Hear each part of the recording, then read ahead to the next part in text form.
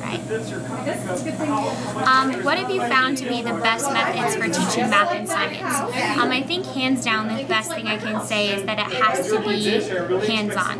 That especially in science, the most effective science lessons I've seen are when the students have materials that they're able to manipulate. So if they're building a skeleton, or they're going to be building landforms when we go into science lab in a couple of weeks, that it helps them to really connect with the material a lot better if they're actually getting to work with it instead of just reading it out of a textbook. And we use a math program called Everyday Math, and the nice thing about that is that it really does give the students a lot of different hands-on methods that they can try to manipulate materials to try and better understand it. So like when we were working with fractions in our last unit, the students had pattern blocks that they were able to use and put pieces on top of other pieces to see how they were broken up. And for a lot of tactile learners, it's nice to have kind of that hands-on experience as well to really connect it with them. There's so many different programs for math and science floating around out there that I honestly can't say, Everyday Math is the best program or FOSS Science is the best program. It's kind of what you're exposed to. But at the same time, I think the best thing that we've learned over the last few years is that it can't strictly just be read it, take notes on it, and then regurgitate it on the test. For kids this age and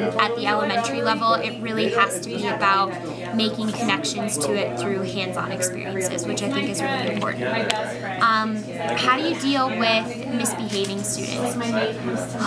Such a loaded question, because I think what you'll come to realize is that every student in your classroom functions so differently. So you have your kids that are labeled as behavior issues, so you kind of learn through various colleagues and resources what are the best methods to deal with those students individually. But I think what you kind of have to understand is that you just have to get to know each student and what they kind of buy into. So for some students, it's as much as just saying stop, and they'll stop what they're doing. Or, for some students, you have to put behavior contracts into place where they have to have a buy-in. So they'll do what they need to do as long as they kind of earn something at the end of it. And some kids, you just have to kind of figure out a behavior plan that works for them and what their buy-in is. And then for more severe cases, it's working with their case managers and really understanding, what has been successful in the past and what might be something we need to try.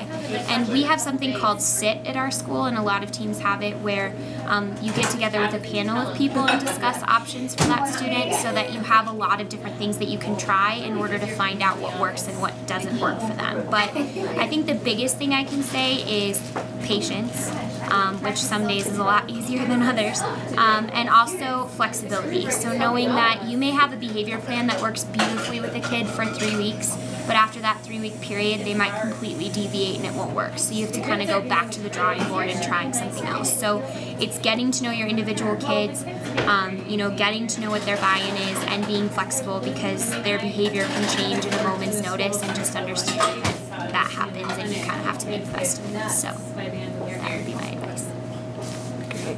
We were talking about that